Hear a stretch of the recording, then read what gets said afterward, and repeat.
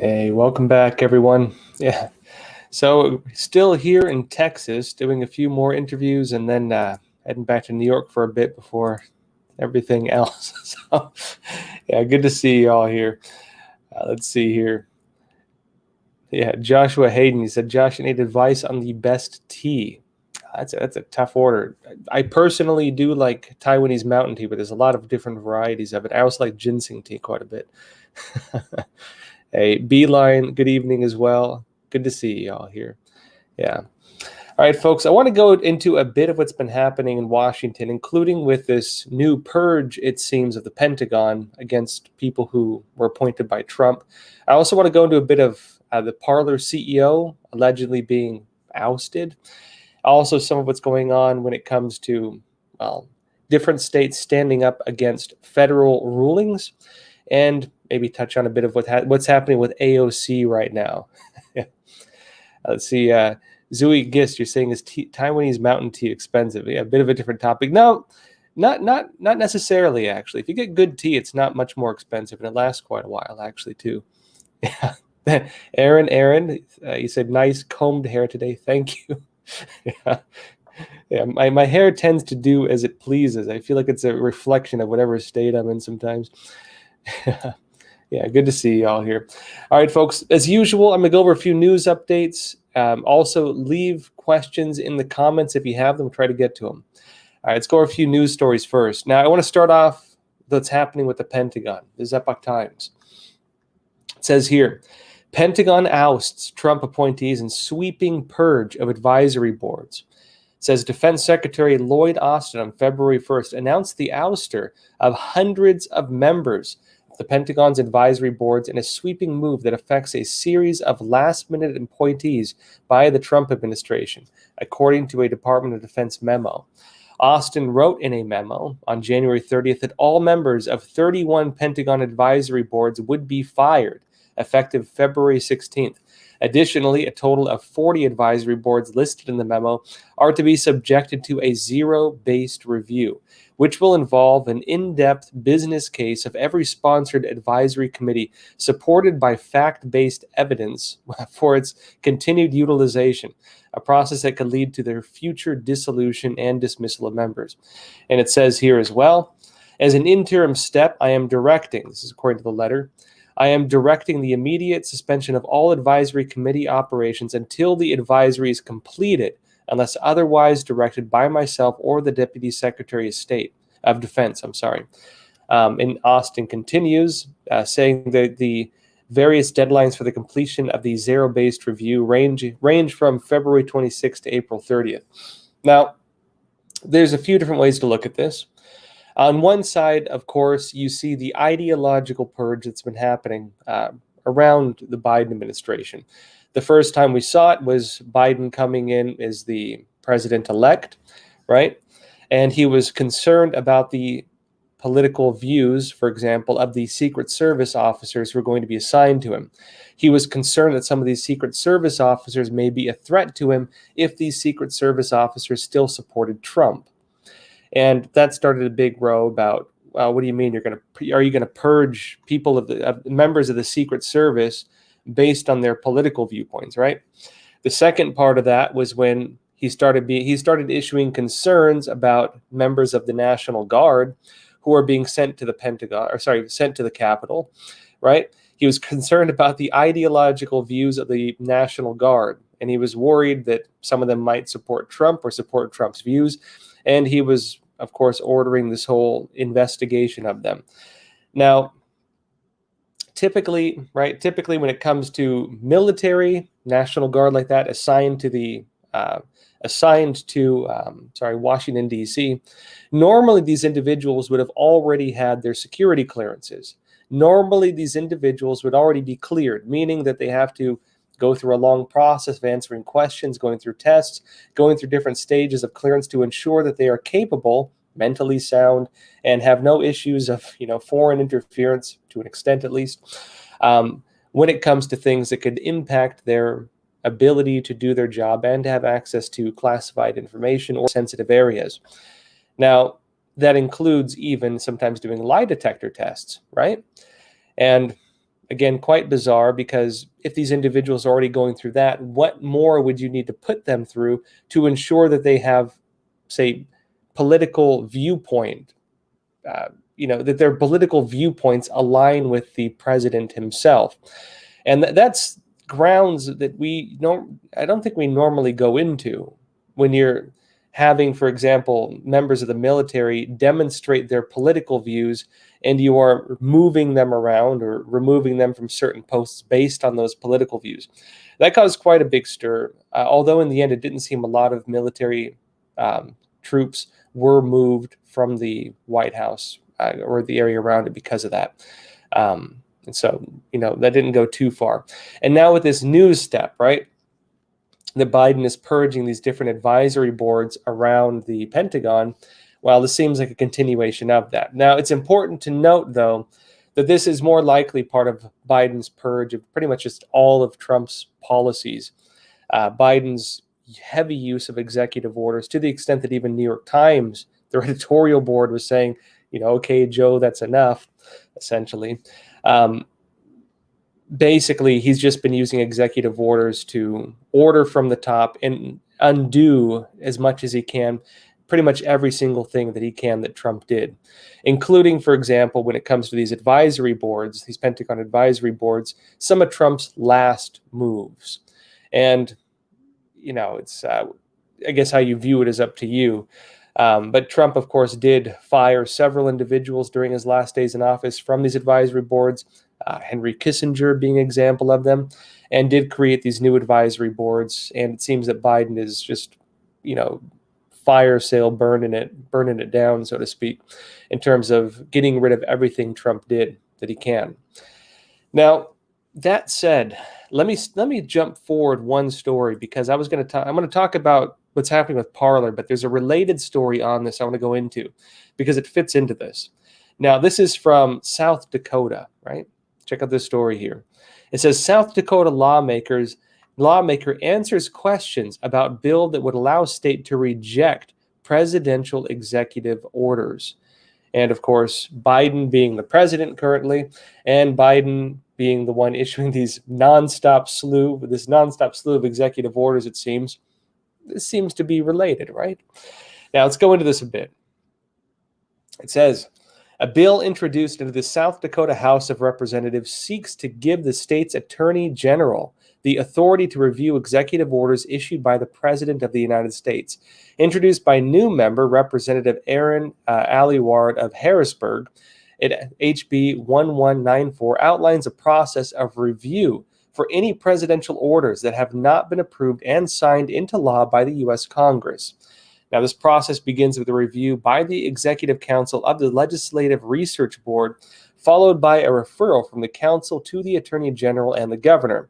Once the referral has been made, the Attorney General may examine the order to determine whether the state can seek an exemption or declare it unconstitutional. Now, this is interesting because it fits into a theme that we've been seeing, right? We've noted a few of these stories over the past several days that states are standing up against the federal government overreach right now.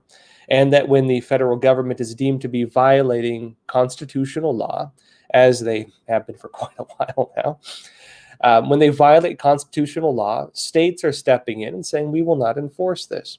And states, of course, have the right to do it, right? States, for example, do things that violate constitutional law. You can look at, for example, the gun control laws in New York City, which go very far against the Second Amendment. You can look, for example, at some of the different COVID laws, restricted freedom of movement.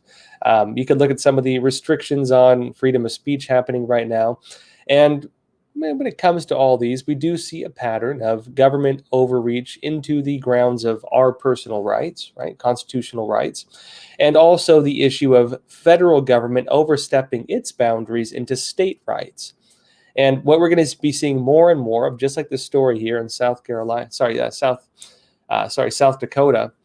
we're going to be seeing more and more of this, I believe, of states like we see in Texas, like we see in Florida right now, standing up now against what the federal government is doing.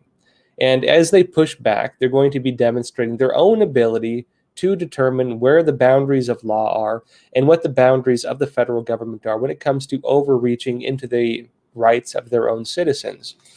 I do believe that as we see this debate go forward, especially as the Texas independent movement moves forward, I do believe we're going to see a whole lot more of debate around this. And as different states continue standing up, like South Dakota just did, like Texas has been doing, like Florida is showing signs that it's going to be doing, really, I think we're going to see this happening more and more. And keep in mind, too, this is a precedent being set, right? It's a precedent being set, meaning that, if a Republican gets back in, Democrat states are probably going to do the same. Although you could argue they kind of did the same under Trump anyways. You can look, for example, at how many of his executive orders were just not carried out because people just didn't want to follow them in some cases, like his executive order in 2018 on, for example, foreign interference in the elections, where the intelligence community itself, right? It's the intelligence community itself decided not to carry out some of those investigations. There were reports, for example, on the CIA choosing to not include some evidence. There were issues, for example, like local judges just deciding that they had the power to put a stop to it and froze orders, stopped orders, and Trump had to go through long legal battles to deal with these, right? You're going to see this under Biden, just like you saw it under Trump. And as states now are getting stronger and stronger on this, this is going to become, I think, a stronger and stronger precedent going forward. And I do think it's going to create stronger states and, to some extent, start whittling away to a degree into the overreach of the federal government. Although there's an important point to note with government and how it works. Government doesn't shrink, typically. I mean, Trump shrunk it. He had orders, for example, that for every one new law they passed, they had to get rid of two, things like that. Typically, though, government doesn't shrink, and regulation builds on top of regulation until it's this big, mountainous pile of papers that is very difficult to follow. And to the extent where you could be violating laws without even realizing you're violating them, because the number of laws and technicalities and exceptions are so finite that it's almost impossible not to violate them. And that is one of the problems, for example, of bloat within the legal system. But the way the government typically works is they add to laws rather than repealing laws and issuing new ones. So they will amend old laws and add new elements to those laws rather than get rid of them. Meaning that the powers of the federal government continue to grow. And if the only way that can be stopped, other than a president getting rid of some of those orders, as Trump was doing for a while, the only way you could really get rid of it is if states just demonstrate and say that they're not going to be following them in their state anymore, which South Dakota is suggesting it may be able to do.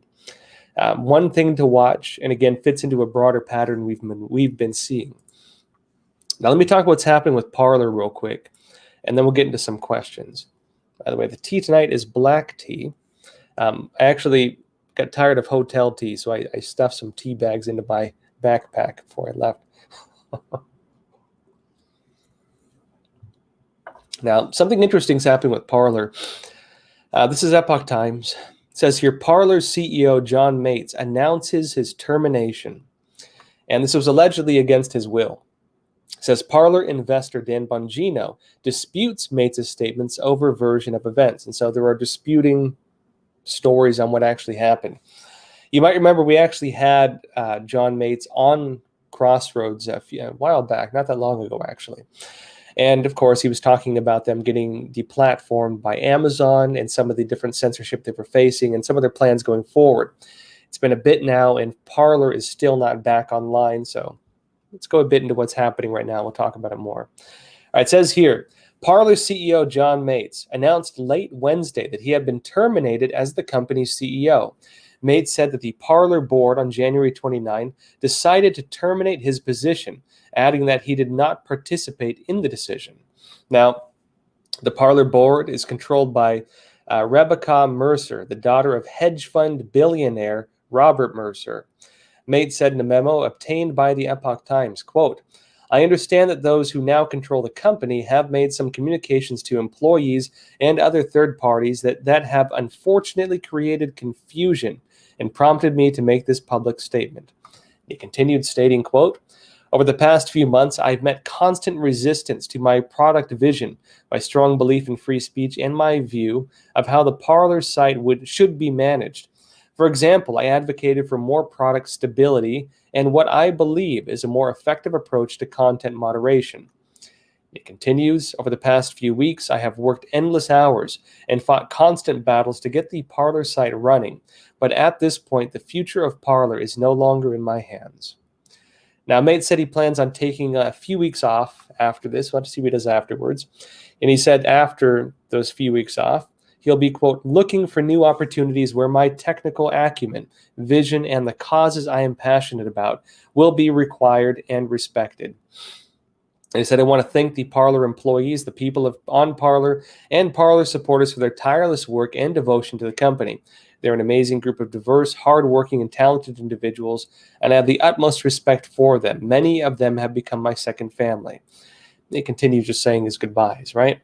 Now, Fox News was first to report on Mates' termination. Mates told Reuters he had not been given a settlement. He added that Parler now has an executive committee consisting of Matthew Richardson and Mark Meckler. Mercer, Richardson, Meckler, and Parler did not immediately respond to requests for comments by Reuters. Dan Bongino, however, again, journalist with Fox News, right? Media personality, maybe better to call him, right? In a Facebook video, disputed Mates' version of the events around his termination. And Dan Bongino is an investor in Parler. And this is what Dan Bongino stated. He said, quote, let me be crystal clear on this. He, meaning Mates, makes 2 points that, I was a big advocate for free speech. It was my vision. And I was a big advocate for product stability. He said, that's not true. That is not true. That is false.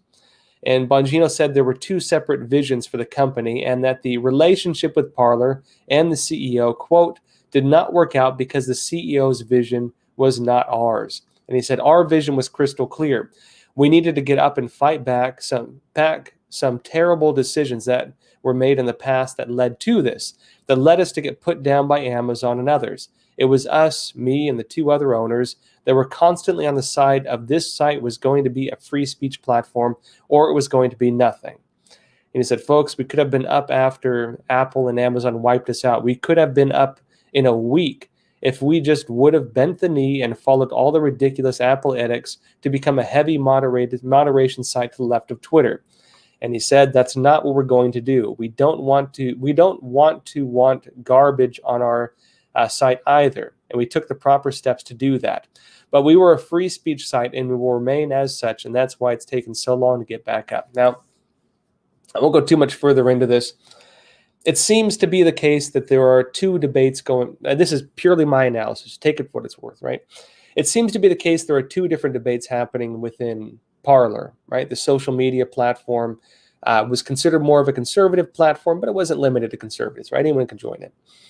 And again, long story short, Parler had gotten taken offline by a combination of Amazon because they were using Amazon Web Services, shut down by Amazon, and then removed from the Apple Store, removed from other marketplaces, deleted from the internet, essentially. Well, literally, in this case.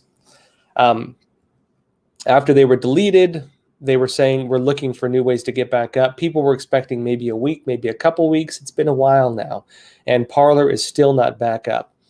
Now, it seems to be the case, and this is purely my analysis, right, that if they want to get back online quickly, they can bend the knee, as Dan Bongino suggests, and agree to censor to some extent and agree to not allow certain types of content and move forward like that.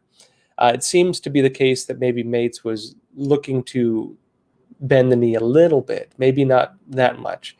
But it's not too clear on what's happening here because Dan Bongino was also suggesting that they don't want really negative stuff on the site also, right? He said we don't want garbage on our site either, right? And we took the proper steps to do that. It seems there was some debate over moderation that took place. It also seems to be the case that maybe there were disagreements about the process of getting back online and how to do it. Now, as we mentioned before, we actually interviewed Mr. Mates on this show, and what he told us when I asked him about how he would get Parler back online, is he said actually there were servers that would host Parler. They actually did have options to go to different servers and get back online pretty quickly.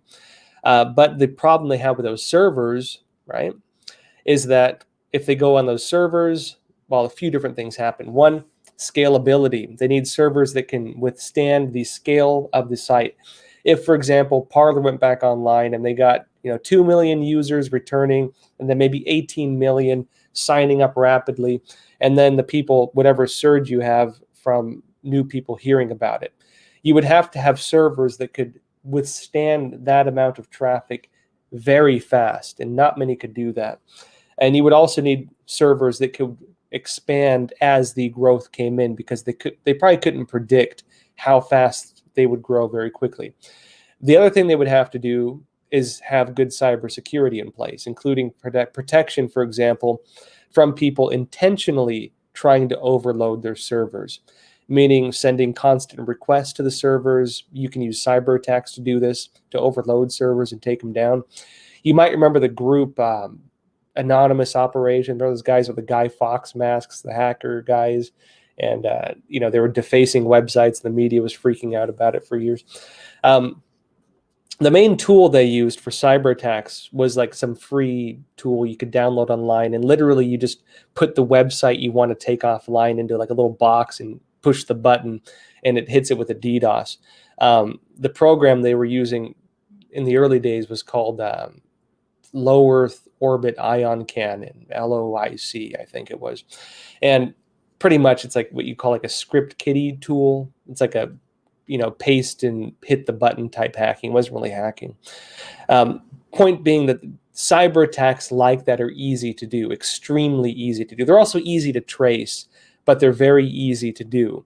And if someone wanted to be malicious and they wanted to take Parler offline and do that, they could literally do it at the click of a button if their servers were not able to handle surges like that. That was another thing to consider, not to mention real cyber attacks. And also they have to consider the fact that any server taking on Parler would also be taking on all the controversy connected with Parler, which would include all the media attacks, which would include all the media pressure, which would include possibly even pressure from the institutional level, the web services level, maybe even the DNS level, like domain name services level, where even higher up they might try to take down Parler. Now, it could be argued whether that type of action would be legal or illegal in this case. But frankly, we saw them do it to Parler already, and nobody's going to court right now, it seems. We don't see the Justice Department stepping in and hitting them with antitrust, violations or anything like that, right? We don't see the federal government stepping in and hitting these companies for doing what they did to Parler.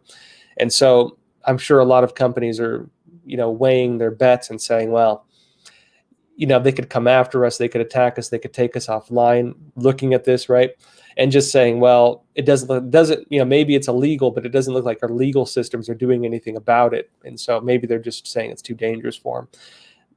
My assessment of the situation, I would assume that the Parler guys are looking at this and seeing a couple options. One being go to a lesser secure server and deal with all the problems that come with that.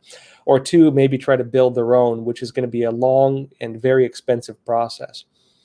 And we'll have to see what happens with Parler. I think a lot of people are waiting for Parler to get back online.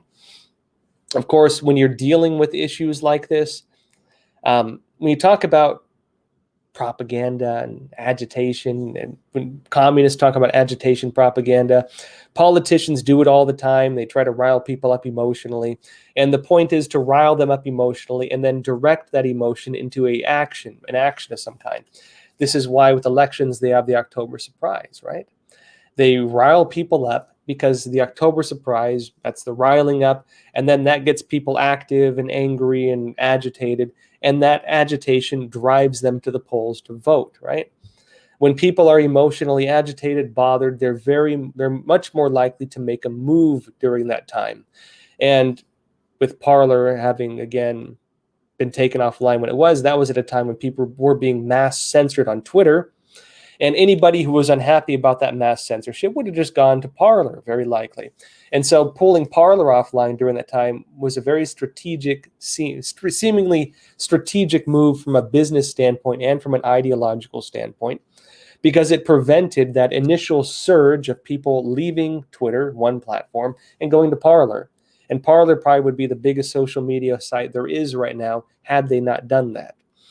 And which would damage, of course, them both business-wise, these big companies business-wise, and damage the media companies ideologically-wise, and damage politics, news coverage-wise, because you'd have a big free speech platform where everything they're doing could be criticized openly, something that does not seem to be allowed on many other platforms currently.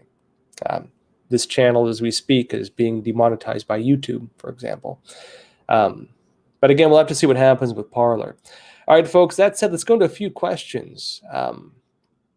Okay, so it's always hard for me to keep track of questions, especially now we don't have our super chats.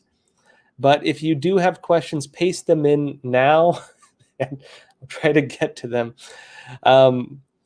One of you asked how I'm liking Texas. To be honest, folks, I really, really like Texas. I can totally understand now this whole Texas love that people here have. Texas is amazing.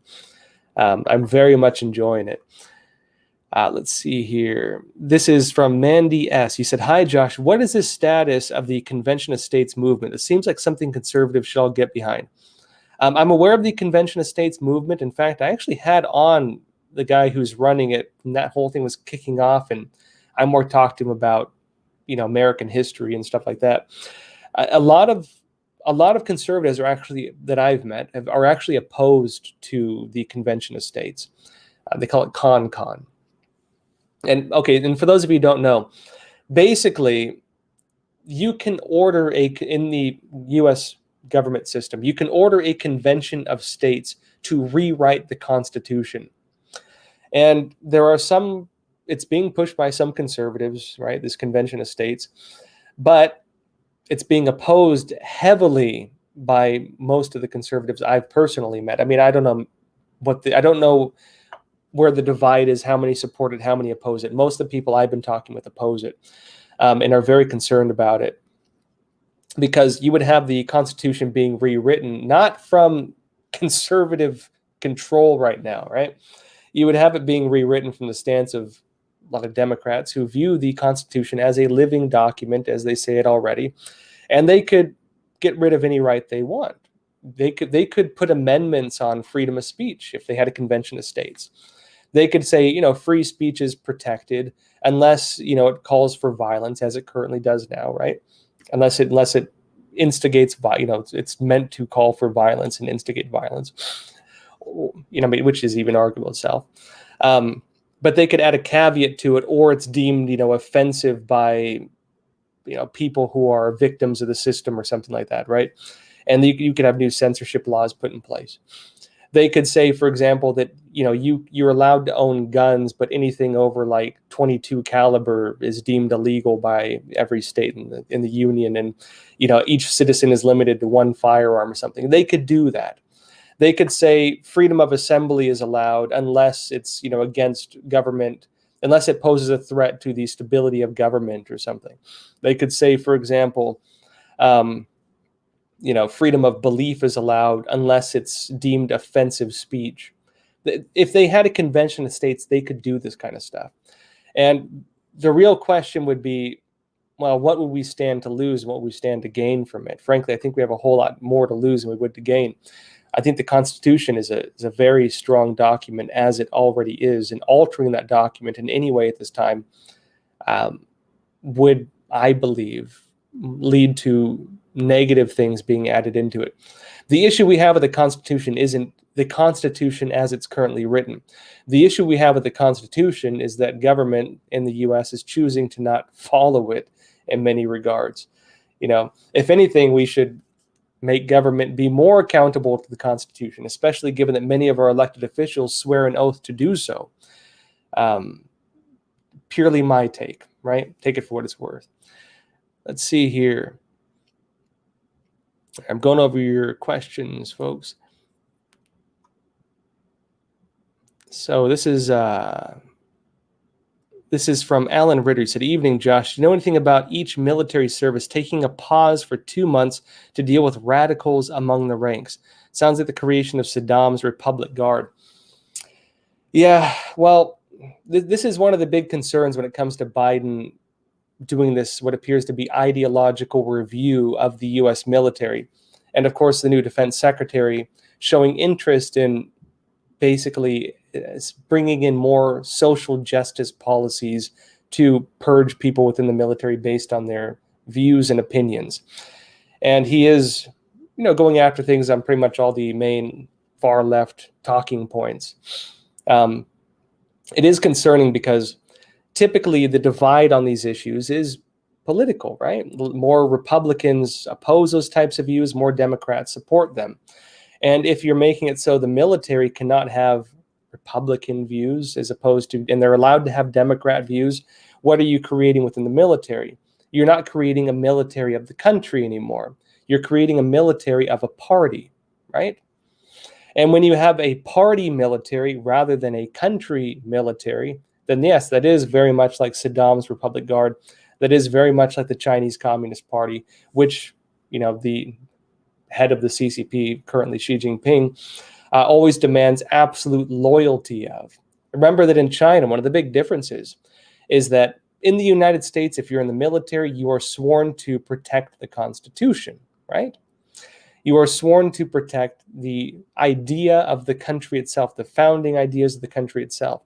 In China and many other countries, in China, for example, they are sworn to protect the Chinese Communist Party. It is a party military, not a national loyal military. And yes, if you have ideological purges taking place where people of one particular political viewpoint are purged, yeah, you no longer have a national military, you have a party military. And it does seem to be that's the direction it's heading in. At the very least, where people cannot express their political views without losing their ranks or their jobs or facing court-martial, right? Military court or something like that. Let's see. So this is from Chris Garris. He said, this is from Wayne Gerard. He said, Joshua, get yourself informed. The Liberty Amendment paperback, March 13th, 2014 by Mark Levin. Actually, I have not read that. Thanks for the recommendation. This is from Chris Garris. He said, the 10th Amendment is extremely important. It limits our federal government and gives the states and the people control of American interests. Yeah. Again, my issue with the Constitution is not that the Constitution has issues. My issue with the Constitution is that it's not being followed by the federal government, in my opinion. And we see it right now being violated pretty deeply, left, right, and center. Let's see here. I'll do one more question, then we'll go deeper into what's happening in the news. This is from Zooey Geist. He said, have you heard any more about Myanmar, also known as Burma? Does the CCP support the junta move currently? How about the Thai government? I'm not sure where the CCP stands with that latest move. Typically the Chinese Communist Party has pretty deep control over these different regions, but you tend to have governments acting in ways that even they don't have deep control over. And given the pandemic and the different issues the Chinese Communist Party has been grappling with internally, especially dealing with the United States, I would argue that their ability to deal with minor issues like this is not as advanced as it used to be.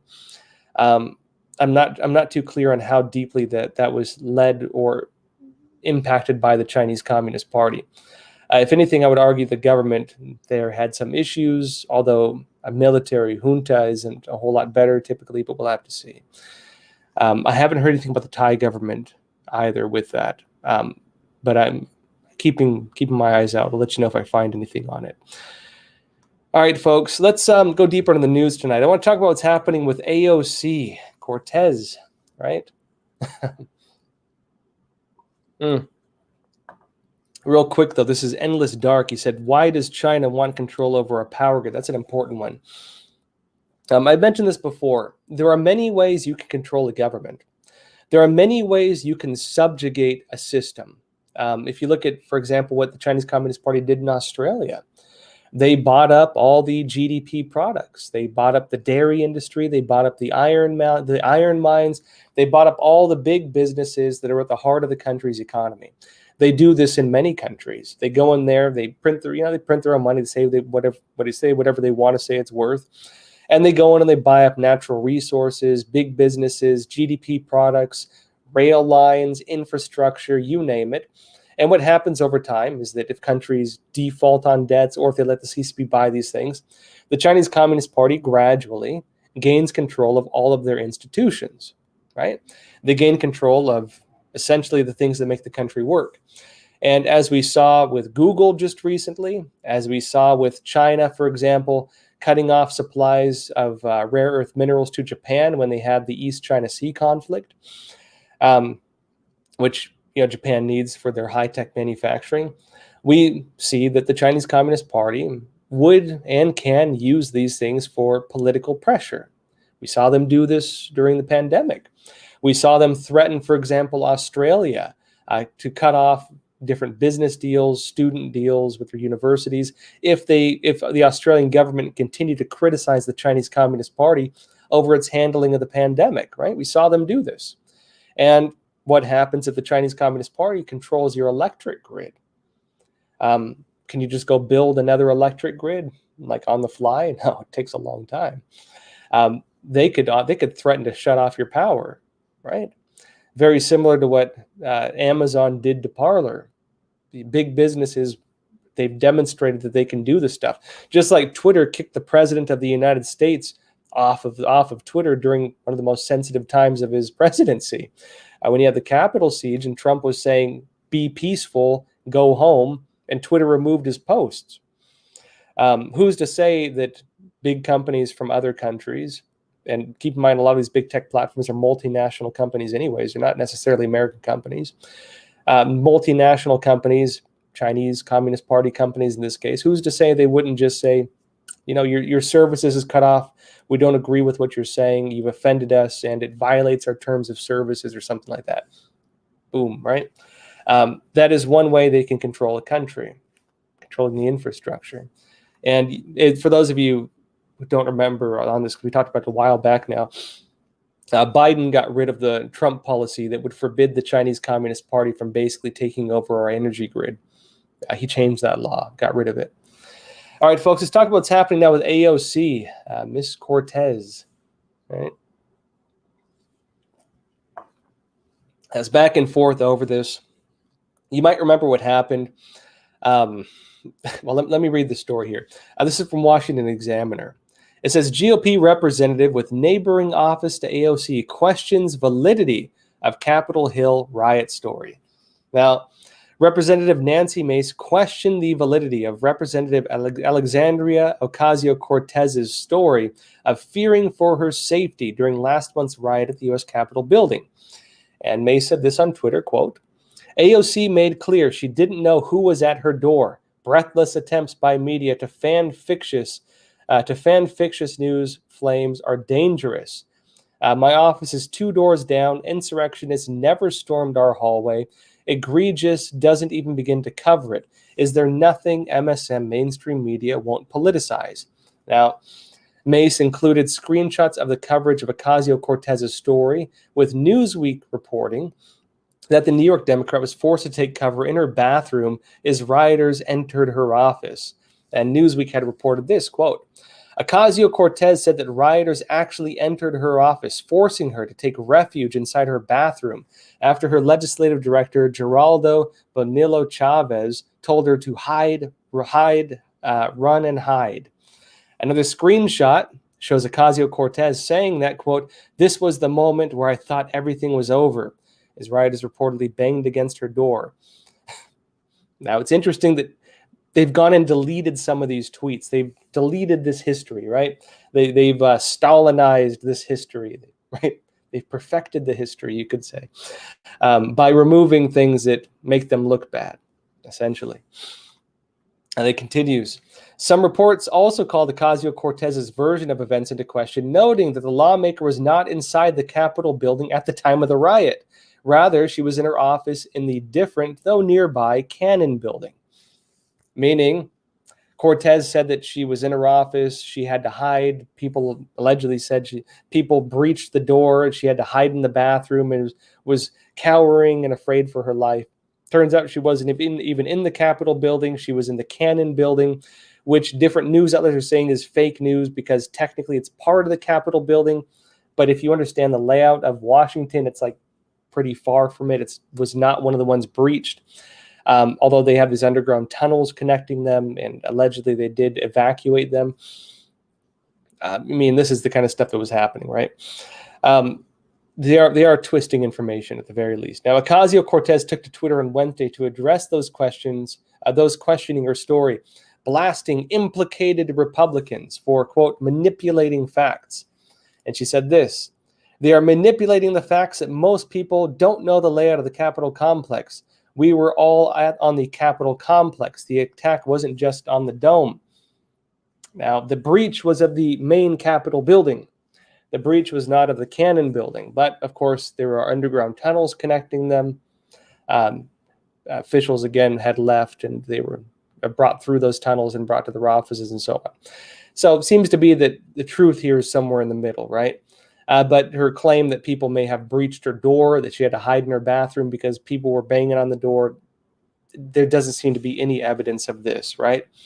And Ocasio-Cortez also said that bombs were found around the office building, forcing them to evacuate. And she said this: "The bombs Trump supporters planted." I don't think there's any evidence Trump supporters planted those bombs. There were pipe bombs found. And she continued, "People were trying to rush and infiltrate our office buildings. I haven't seen any evidence of that. That's why we need to get evacuated in the first place." And she said, now it says the far left squad member said she knows what people who experience trauma that are questioned go through.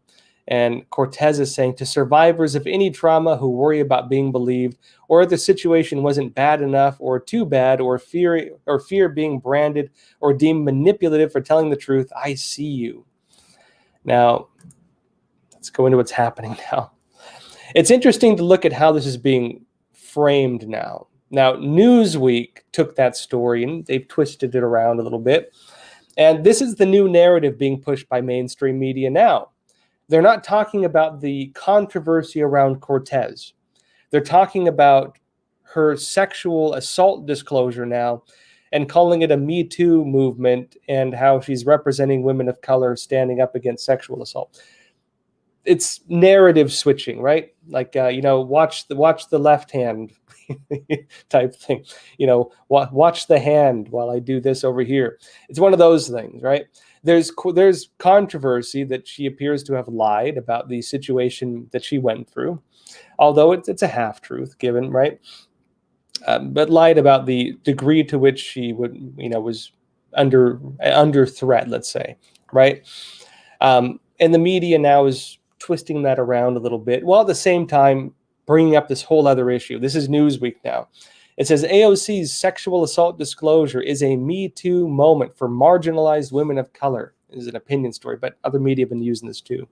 It says Congresswoman Alexandria Ocasio-Cortez recently took to Instagram, where she made a devastating disclosure. While recounting the trauma she sustained during the attack on Capitol Hill on January 6th, she revealed that she is a survivor of sexual assault. Now, if that's the case, of course, I'd say that's terrible if you went through that. But it seems to be the case that this is more for the narrative than it is for the actual issue. And frankly, it seems to be the case that they're just trying to distract people from the controversy at hand. This does seem to be more the case.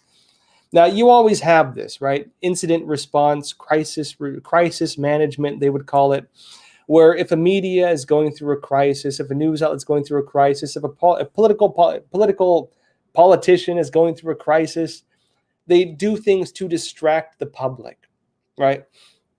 They create news stories, they create new scandals, they make statements and try to make it into a victim story, or they try to introduce information or comment to change the nature of the story, to reframe it as a good thing rather than a bad thing.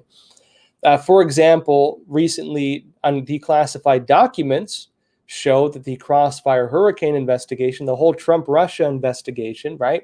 That whole thing was started because of Clinton's email scandal, that people were watching the email scandal, and that was the big story. And they manufacture the Trump-Russia story to distract people from that story. crisis management, right? Same thing happening here, although on a lesser scale. Now, it's interesting to see how Snopes, the fact checker, is dealing with this.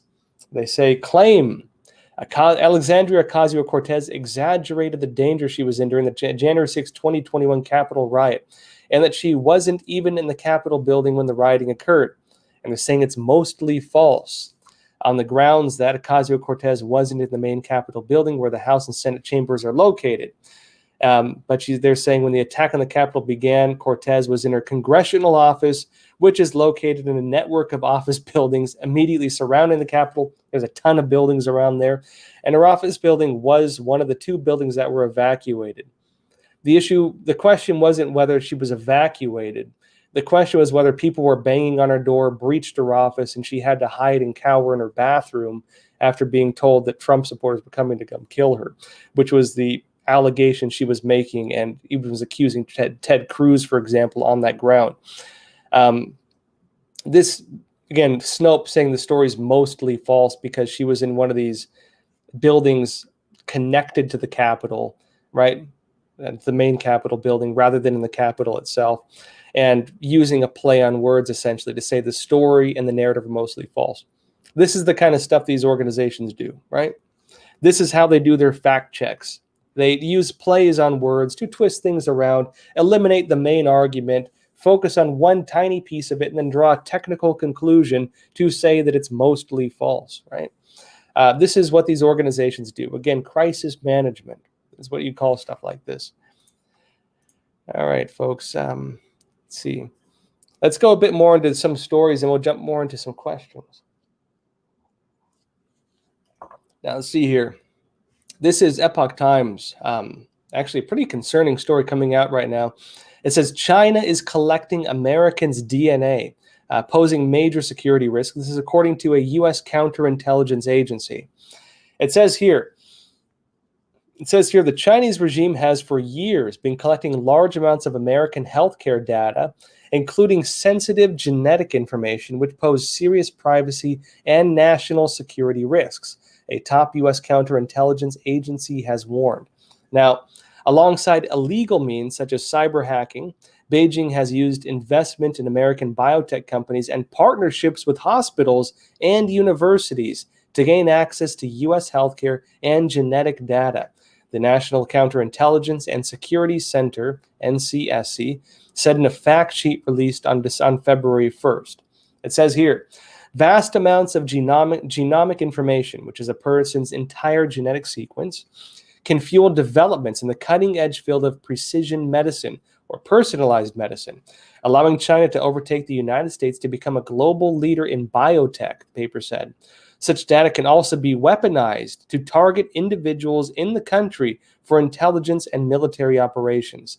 It says the warning came as Chinese genetic giant BGI Group but has drawn scrutiny over its aggressive efforts to push its COVID-19 test kits and support labs around the world, raising data security concerns.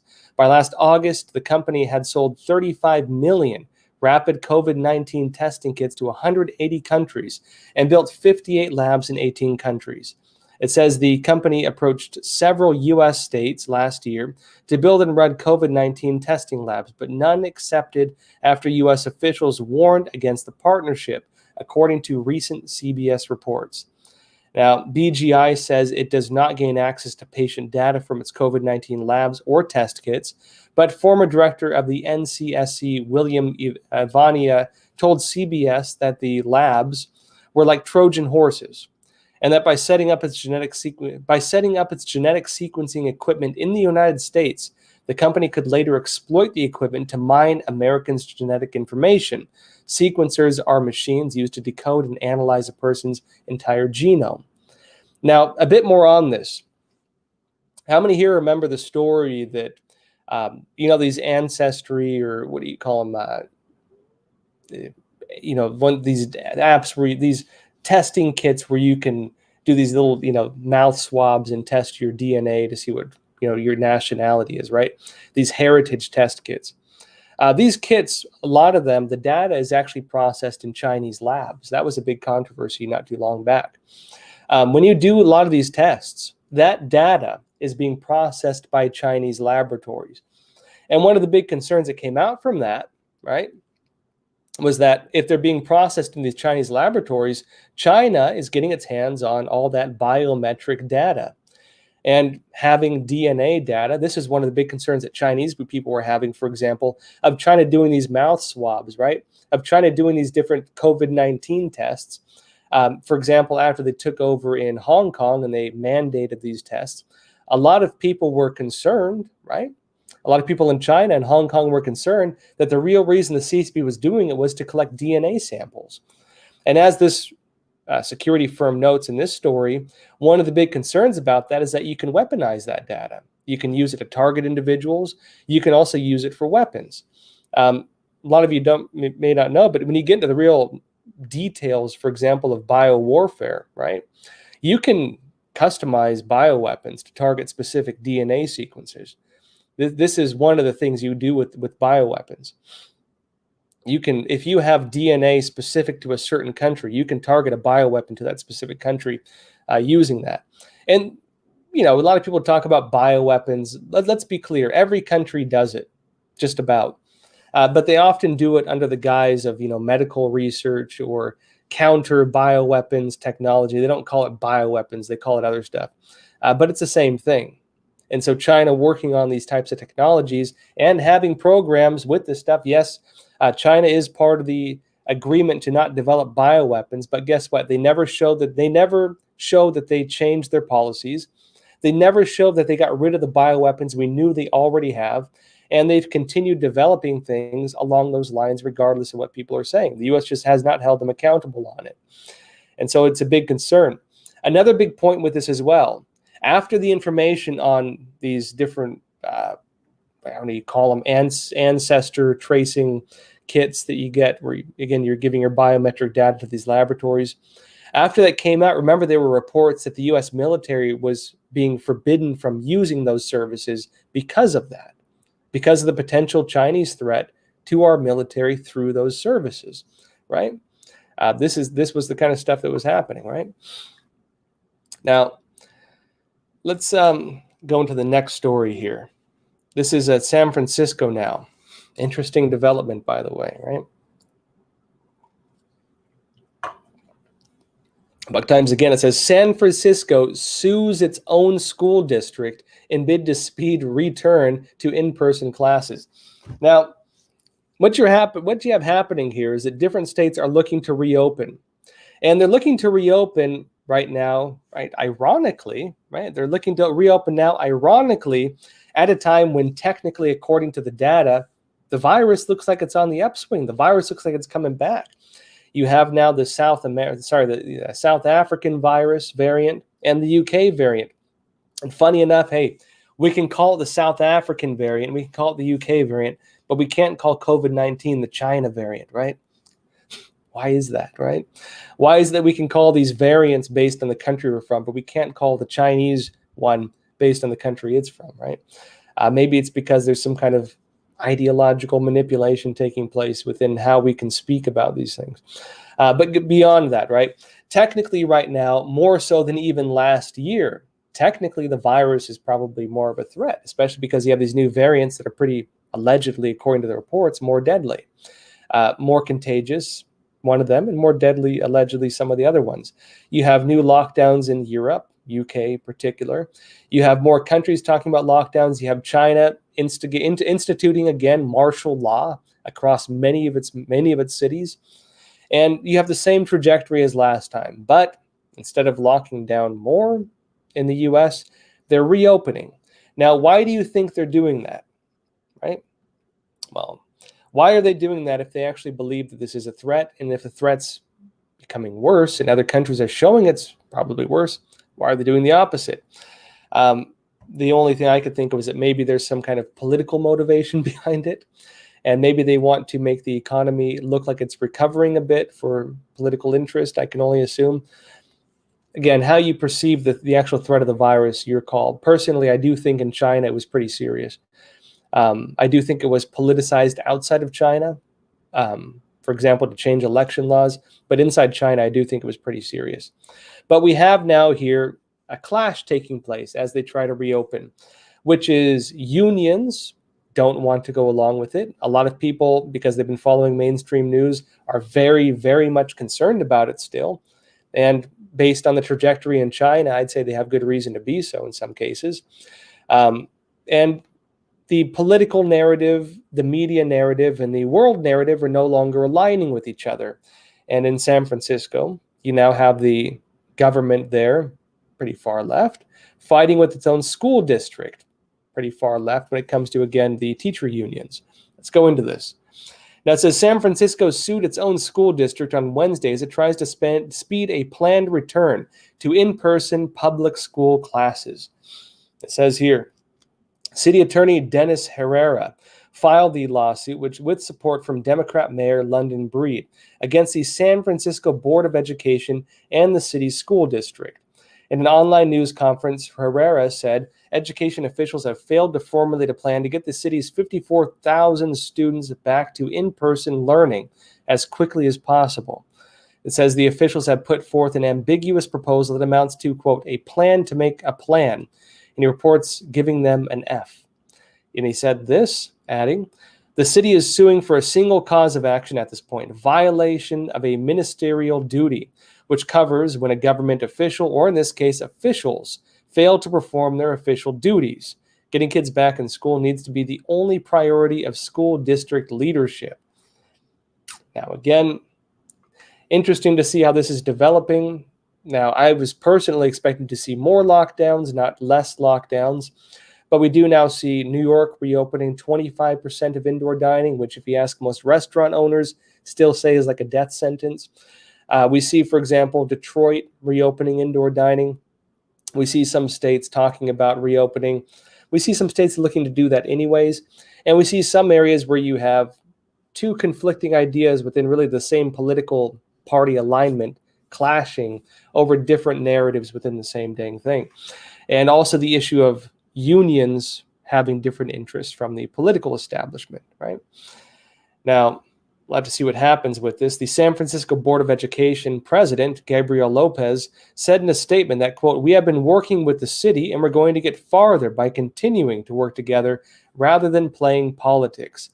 And San Francisco Superintendent Vincent Matthews added, quote, we're working to get our school buildings open as quickly as possible. This is a frivolous lawsuit. It appears that the city attorney has not read through our plans or joined the hours of open meetings we have had on the topic of safely returning to in-person learning. It is simply untrue that the board and district have no plan to reopen schools. We'll see where this goes now, right?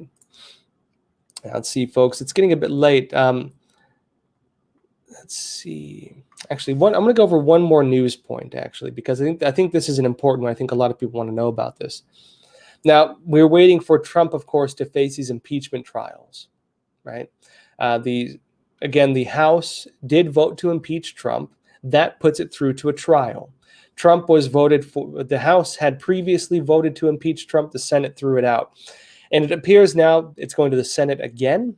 The constitutionality of this move is under question. That is the main argument the Trump legal team is making, that you can't impeach a former president. You can't impeach a private citizen. Democrats are arguing they can, right? Which is pretty debatable, I think. Constitution does seem pretty clear in it, but we'll see what comes out of it. And also, they're trying to impeach him again without really having the necessary Republican votes, it seems. Again, they need a 2/3 majority to impeach Trump, raising, as I've mentioned many times, the real question of why they're actually bothering doing this, when even Biden himself noted it doesn't look like they can do it, but they're going to do it anyways, right? He said do it anyways. Now, this is the news story. A lot of you brought up that during this trial, Trump could actually bring up in his legal defense many other issues, including, for example, evidence of voter fraud. But it's now coming out here, according to the Trump impeachment lawyer, that stolen election claims will not be brought up during the trial. They're not going to bring that up. Let's go into this. It says here, an attorney for former President Donald Trump said he won't bring up claims about election fraud while defending the former president during the upcoming impeachment trial. And Bruce Castor told this to KYW News Radio in Philadelphia. He said, there are plenty of questions about how the election was conducted throughout the country, but that's for a different forum. And I don't believe that's important to litigate in the Senate trial because you don't need it. President Trump has plenty to win with what he has. Now, Castor also pushed back against reports that Trump parted ways with his initial legal team about whether they would advance his claims about election fraud, and said this, quote, I don't know where people got that notion that there was some sort of litmus test to get to defend the president. Because as you saw from the document I filed, which had to be approved by the president personally, there isn't anything in there about the election being stolen. Now, it's important to note a few things with this. Basically, what it seems is happening is that they're not going to be debating allegations of election fraud. Trump is not going to be trying to undo the elections through this. And thinking about this, it does make sense from one perspective, right? It would be useful for the national discussion. It would be useful for the average American if they get to watch the news and see evidence presented. It would be valuable from the ideological perspective. Americans getting to watch the Trump lawyers, because probably they're going to broadcast this, getting to watch the Trump lawyers bring forward their evidence and show what actually happened in the elections. But this isn't a normal trial. Trump is facing trial by political jury, so to speak. He's facing trial by the Senate, and he's facing trial not even by the Supreme Court. And under normal impeachment trials, you would be required to have the Chief Justice, in this case, Chief Justice Roberts, oversee it. And the Chief Justice Roberts is not going to be doing so because the Constitution doesn't talk about impeaching a former president, meaning he can't do it, meaning that Trump is going to be facing trial by purely 50 Republicans and 50 Democrats. 50 Democrats who in just about every vote in lockstep, meaning that he's not facing a normal trial. He's facing a political, lynching, essentially. That's really all it is. They're going to vote 50 votes from the Democrats to impeach Trump, maybe 5 votes from Republicans to not impeach him. And if Trump focuses only on the Constitution, which, again, only 5 Republicans said that they would vote against, he sticks purely on the Constitution, he very likely has 45 votes, right?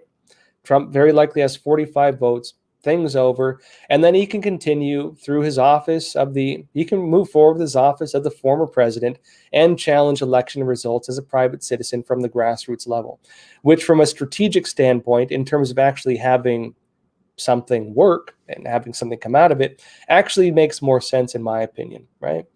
I think it does make more sense personally, but your opinion, right?